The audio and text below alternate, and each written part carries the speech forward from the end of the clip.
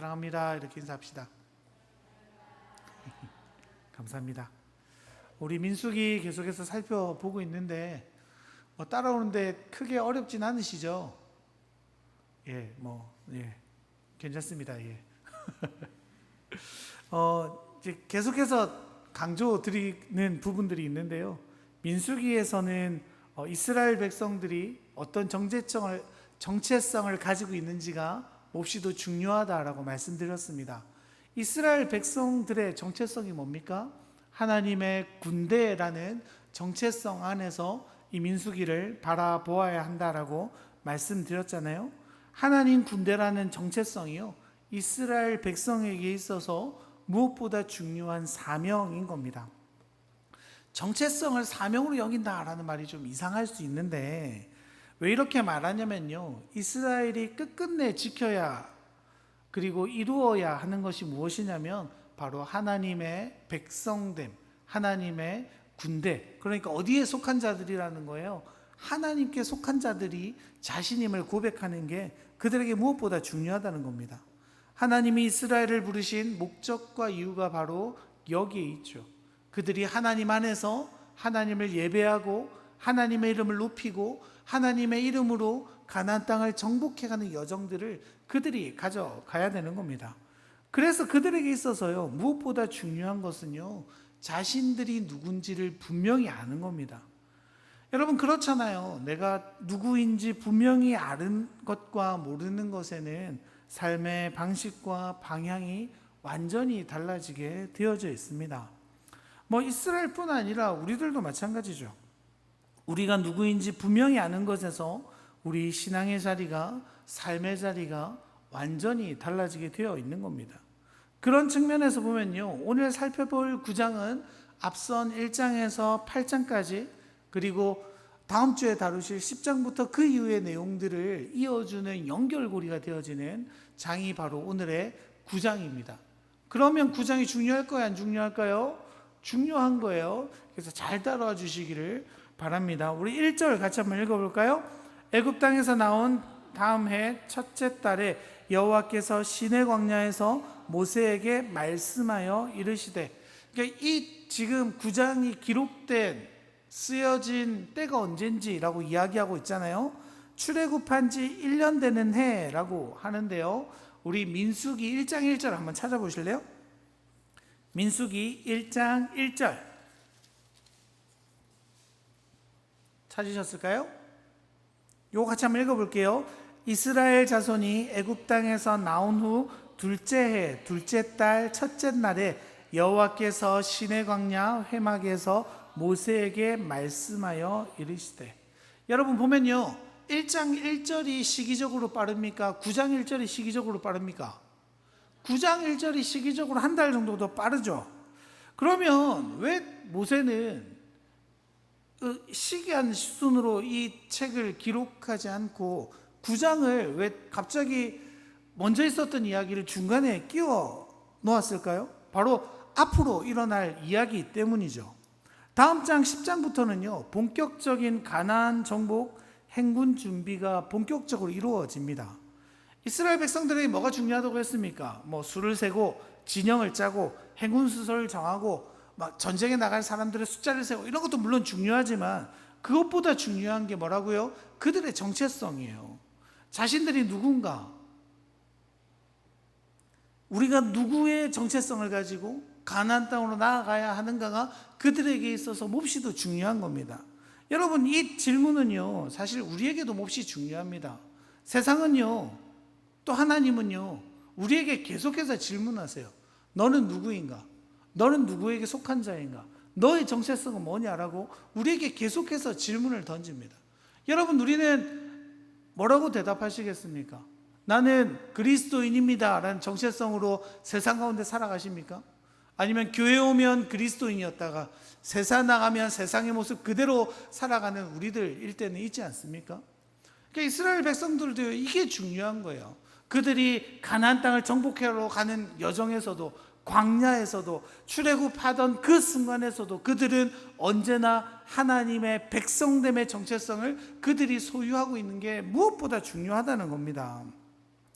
그래서 9장을 통해서요, 이스라엘 백성이 어디에 속해 있는지, 그리고 이스라엘을 여기까지 인도하시고 또 앞으로 인도하실 분이 누구인지를 그들이 아는 게 무엇보다 중요한 거죠.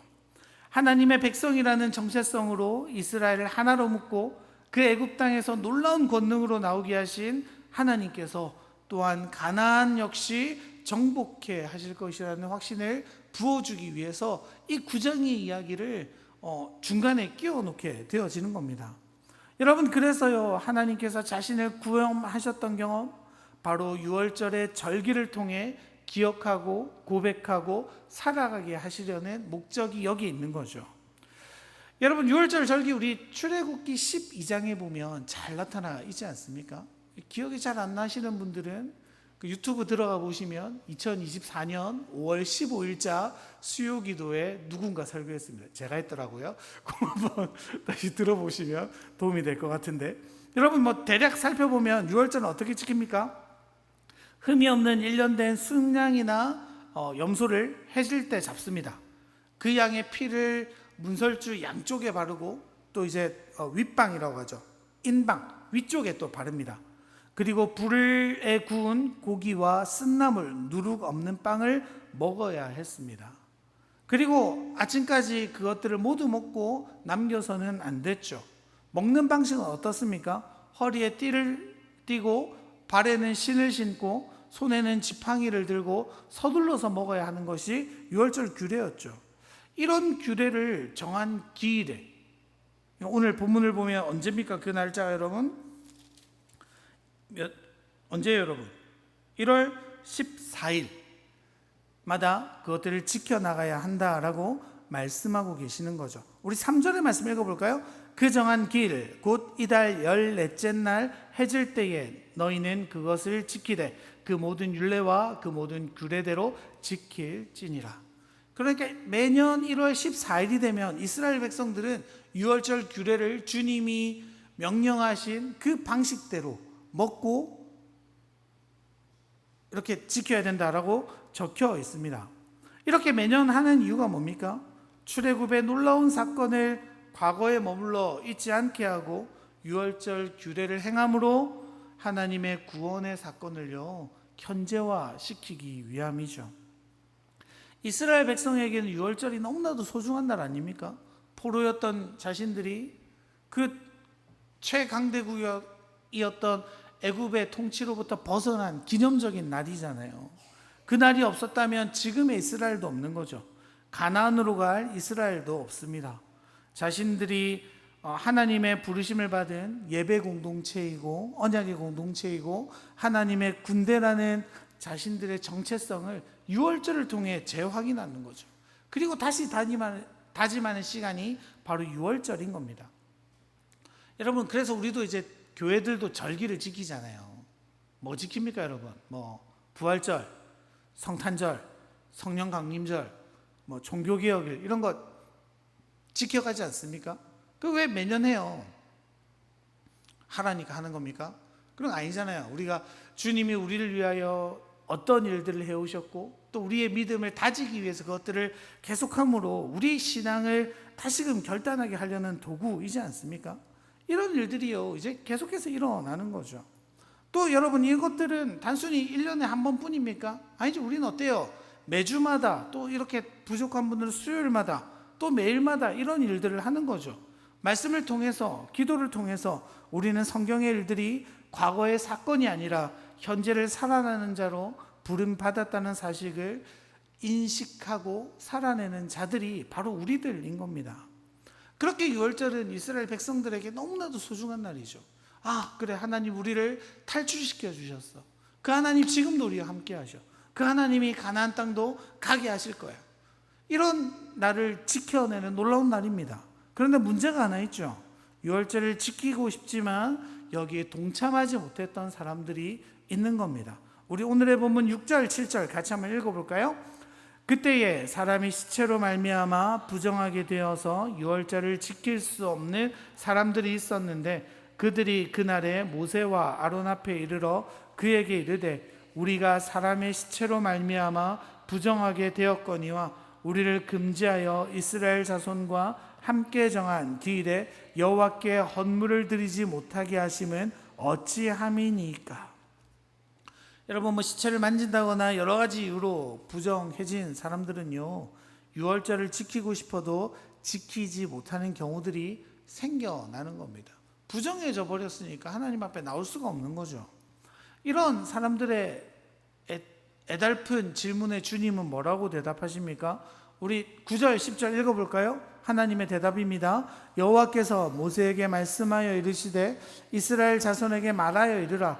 너희나 너희 후손 중에 시체로 말미암아 부정하게 되든지 먼 여행 중에 있다 할지라도 다 여호와 앞에 마땅히 유월절을 지키되. 여러분, 유월절이 몇 월 며칠이라고요? 1월 14일이죠. 부정하게 된 자들은 한 달 뒤에 2월 14일 날 유월절 규례를 지키라라고 주님은 말씀하십니다. 그러니까 하나님은요, 이 언약의 공동체임을 고백하는 이 유월절 규례예요, 한 사람도 소외되지 않고 모두가 동참하시기를 원하는 거죠. 그들의 신앙의 고백이며 그들의 믿음을 다지는 시간에 모두가 함께하기를 원하시는 겁니다.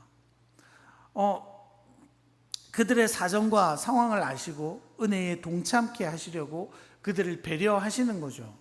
근데 여러분, 문제가 있죠. 문제는 뭡니까? 하나님이 문제십니까? 율법이 문제입니까? 아니요, 문제는 언제나 우리에게 있어요. 우리는 법망이 있으면 어떻게 합니까? 어떻게든 교묘하게 피해가려고 하는 게 우리들의 모습일 때가 있잖아요.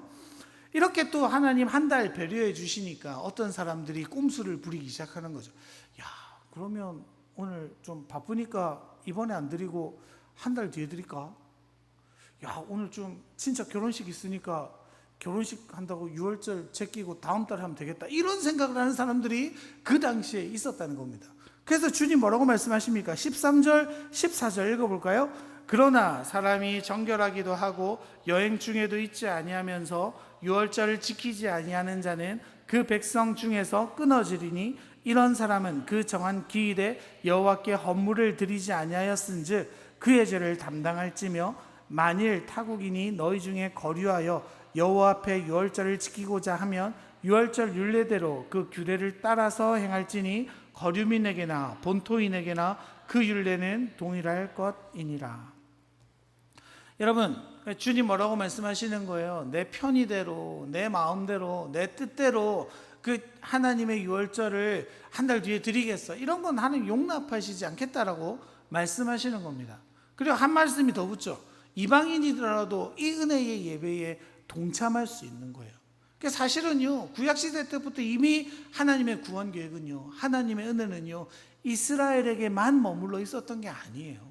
누구든지 주님을 주라 고백하고 하나님을 예배하는 자들에게 주님은 은혜의 장을 열어 놓으셨습니다. 그런데 문제가 뭐라고요? 이런 하나님의 은혜의 장을, 하나님의 예배의 장 아닙니까? 감격의 장 아닙니까? 하나님과 만날 장 아닙니까? 이런 것들을요, 사람이 임의대로 내 편의대로 좌지우지하려는 시도들이 문제가 있었다는 거죠. 그래서 주님이 그 방식도 어떻게 말씀하십니까? 우리 10절에서 12절까지 한번 읽어볼게요. 이스라엘 자손에게 말하여 이르라. 너희나 너희 후손 중에 시체로 말미암아 부정하게 되든지 먼 여인 중에 있다 할지라도 다 여호와 앞에 마땅히 유월절을 지킬때 둘째 달 넷째 날 해질 때에 그것을 지켜서 어린 양의 무교병과 쓴 나물을 아울러 먹을 것이요, 아침까지 그것을 조금도 남겨두지 말며 그 뼈를 하나도 꺾지 말아서 유월절 모든 율례대로 지킬 것이니라. 여러분, 하나님 뭐라고 말씀하세요? 유월절 모든 율례대로 지키라라고 말씀하시잖아요. 그러니까 이게 무슨 말입니까? 우리는요, 1월 14일 못 드렸으니까 2월 14일 드릴 때는 이미 기간도 좀 지나버렸고, 요거 본 예배 못 드렸으니까 다음 예배 드리지 뭐, 이런 마음으로 우리의 마음이 해이해지니까 어떻게 된다는 거예요? 그 규례도 율법도 형식도 어그러뜨려지는 우리들이 있다는 거죠. 그런데 하나님은요, 그렇게 하는 게 아니다라고 말하는 거예요. 너희들의 형편에 따라서, 너희의 사정에 따라 조금씩 변경될 수는 있지만 하나님께 드리는 마음과 열심, 충성은 꺾여서는 안 돼. 너희들이 피치 못할 사정, 부정해진 것 때문에 내 앞에 예배드릴 수 없지만 너희들이 예배드릴 수 있는 그날에는 너희들이 하나님의 말씀대로 또 하나님 앞에 자신의 모든 것들을 온전히 바치는 예배가 되어야 돼 라고 주님 말씀하시는 거죠. 여러분, 그런 측면에서요, 여기 수요 예배는 좀 더 이렇게 믿음의 욕심과 열심히 쓰신 분들 나오신 거 아닙니까? 그게 뭐 잔소리해도 좀 괜찮을 것 같아서 여러분, 그런 측면에서 우리는 우리가 주님 앞에 드려지기로 한 그 예배를 정말로 목숨을 다해 전심으로 드리고 계십니까? 이래 빠지고 저래 빠지는 우리들이 있죠. 사람의 편의에 맞추다 보면요, 어느 순간 하나님보다 사람의 일이 앞서는 경우들이 있습니다. 목사님, 저 일하러 가야 되는데. 일하러 가셔도 돼요. 그 피치 못한 사정이죠. 세상에 우리는 부름받은 사람이니까. 그런데 그런 이야기가 아니잖아요. 뭘 말하고 싶은 거예요? 우리의 중심이 정말 하나님 앞에 있는가라고 묻고 싶은 거죠.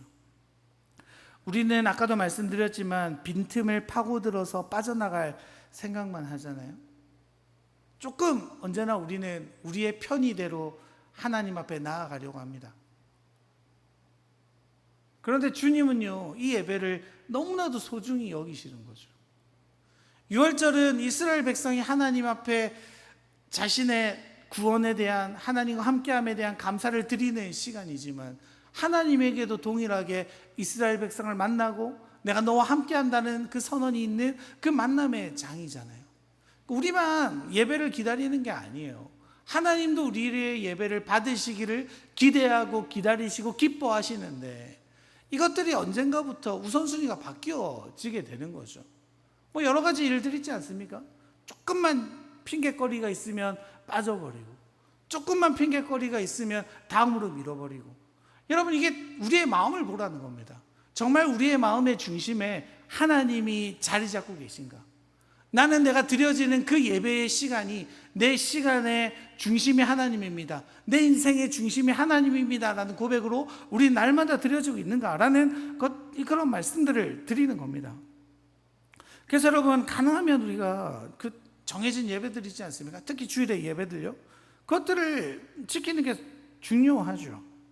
왜 그렇습니까? 우리가 그 시간에 그곳에서 예배 드린다는 것이요, 내 삶에서 주님이 가장 소중합니다라는 믿음의 고백이기 때문입니다.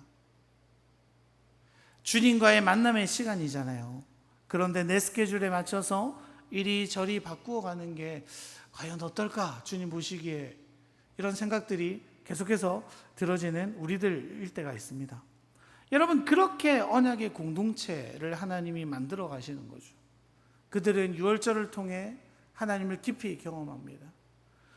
한 달 하나님이 유예 시간을 주시지만 그 시간에 하나님을 온전히 만나고 제대로 만나고 하나님의 명령을 수행함으로써 자신의 정체성을 다시금 다집니다.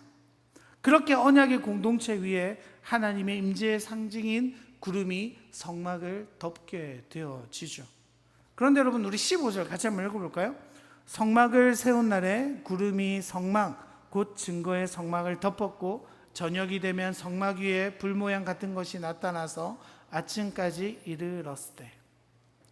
여기 보면요, 좀 성막을 세운 날에 구름이 어디를 덮었어요? 성막. 그냥 성막이라고 하면 되는데 한 번 더 표현이 붙죠. 뭐라고 붙습니까? 곧 증거의 성막을 덮었다. 이게 어떻게 보면 좀 불필요한 반복일 수 있잖아요. 누가 성막 안에 언약궤 있는 거 모르는 사람이 어디 있습니까? 그런데 주님은요, 그럼에도 불구하고 성막, 곧 증거의 성막이라고 말씀하시면서 그 성막에 무엇이 있는지를 다시 한번 우리에게 강조하고 계시죠. 왜요? 우리는요, 성막 위에 임하는 구름 기둥, 밤이 되면 뭘로 바뀌어요? 불기둥으로 바뀌는 그 현상에만 마음을 빼앗겨 버릴 때가 많이 있죠. 그런데 그 구름은 사실 무엇 때문에 임하는 겁니까? 하나님의 임재의 상징이, 물론 그 구름을 통해서 하나님 우리와 함께 하시라고 하지만 하나님은 어디에서 함께 하시겠다고 말씀하셨어요? 그 증거계 언약궤가 있는 곳에 하나님 함께 하시겠다고 우리에게 말씀하셨잖아요. 그래서 증거계 휘장 안에 있어서 너희들이 보지 못했지만 그 증거계 언약계로 말미암아 내가 너희와 함께라고 주님 분명히 말씀하셨는데 우리는 어디에 집중하는 거예요? 눈에 보이는 현상들, 눈에 보여지는 신기한 일들에만 관심을 빼앗겨 버리는 거죠. 그래서 주님 뭐라고 말씀하십니까? 성막 안에 뭐가 있다고요? 증거계가 있어. 얘들아, 너희와 나의 함께함은 너희의 중심에 있는 그것들에 있는 거야. 눈에 있는 현혹되는 것에 마음을 빼앗기지 마라고 말씀하시는 겁니다. 여러분, 그래서 여러분 교회가 나타나는 성장하는 방식도요, 어쩌면 우리는 가시적인 것에, 눈에 보이는 것에 집중하는 우리인지도 모르겠습니다. 저도 막 이렇게 우리 교회가 너무 좋은 교회로 이렇게 자랑하거나 이야기를 하거나 또 개인적으로 막 기도할 때 보통 뭐 많이 기도하세요, 여러분? 부흥했으면 좋겠습니다. 사람 많아졌으면 좋겠습니다. 다음 세대가 늘었으면 좋겠습니다. 보통 이런 거 기도하잖아요. 근데 이 말씀을 보는데요, 이게 어쩌면 가시적인 거구나. 우리가 여기에 마음을 빼앗겨버리는 걸 수도 있겠다. 사람이 많아지는 것, 물론 좋은 일이겠죠. 하지만 그것이 정말로 성장하는 교회의 지표일까요? 그렇진 않은 것 같습니다. 우리가 생각하는 그 대형 교회들이 다 하나님의 길을 걸어가고 있나요? 그렇지 않잖아요. 정말로 그 교회가 지켜야 되는 본질이 뭡니까? 우리 예배 가운데 하나님을 온전히 바라보고 있는가? 우리 교회는 하나님의 방식과 하나님의 명령을 온전히 지켜나가는 교회인가? 여러분, 그렇게 걸어가다 보면요, 어쩌면 눈에 보이는 일들이 나타나지 않을 수도 있겠다는 생각들이 듭니다. 그럼에도 불구하고 우리가 걸어가야 하는 게 뭐예요? 주님이 말씀하시는 대로, 주님이 원하시는 대로 그저 걸어가는 거죠. 여러분, 그래서 이스라엘 백성들이 어떻게 합니까? 우리 16절에서 17절 같이 한번 읽어볼까요? 항상 그러하여 낮에는 구름이 이것을 덮었고 밤이면 불 모양이 있었는데 구름이 성막에서 떠오르는 때에는 이스라엘 자손이 곧 행진하였고 구름이 머무는 곳에는 이스라엘 자손이 진을 쳤으니. 구름이 가면 어떻게 합니까? 따라가요. 구름이 멈추면요, 멈춰요. 이게 이스라엘 백성들을 하나님이 훈련시키는 그들의 방법이죠. 그들은요, 머물 때와 떠날 때를 자신들이 결정할 수 없었습니다. 하나님의 명령을 쫓아갈 수밖에 없었던 거죠. 그래서 22절에 보면 어떻게 말하고 있어요? 이틀이든지 한 달이든지 1년이든지 구름이 성막 위에 머물러 있을 동안에 이스라엘 자손이 진영에 머물고 행진하지 아니하다가 떠오르면 행진하였으니. 여러분, 이스라엘 백성들이 지금 어디로 향하고 있습니까? 가나안이라는 분명한 목적지가 있어요. 거기로 가는 여정인데 며칠을 있는 거예요. 며칠 괜찮죠. 몇 달 괜찮아요. 몇 년이요? 몇 번을 왔다 갔다 할 거리 동안 구름이 머물러 있다는 이유만으로도 이스라엘 백성은 그곳에 머물러 있어야 합니다. 주님 왜 그런 일들을 그들에게 요청하십니까? 왜냐하면 그것이 바로 하나님 군대의 모습이기 때문이죠. 이스라엘 백성들은요, 절대로 하나님의 뜻을 앞설 수 없습니다. 자신의 뜻을 꺾어가며 순종하는 법을 배워가는 것이 이스라엘 백성의 모습인 거죠. 그럴 때가 있겠죠. 내 눈앞에는 지금 당장 옮겨야 되는 상황인 것 같을 때가 있습니다. 하지만 그때 구름이 움직이지 않았기 때문에 멈춰 있는 거죠. 갔는데 이제는 좀 머물러 있어야 될 것 같아요. 걸어가면 안 될 것 같은 그 길에 갑자기 구름이 이동하기 시작합니다. 그럼 이스라엘 백성들은요, 급하게 다시 장막을 치고 성막을 쳐서 주님의 구름을 쫓아가는 그런 삶을 살아가야 되는 것이 이스라엘의 모습이죠. 여러분, 이게요, 이스라엘 모습뿐입니까? 우리의 모습이기도 합니다. 주님이 말씀하시면 가고 주님이 멈추라고 하시면 멈추겠습니다. 이것이 바로 종교개혁을 했던 칼빈의 위대한 고백이지 않습니까? 여러분, 우리는 어떻습니까?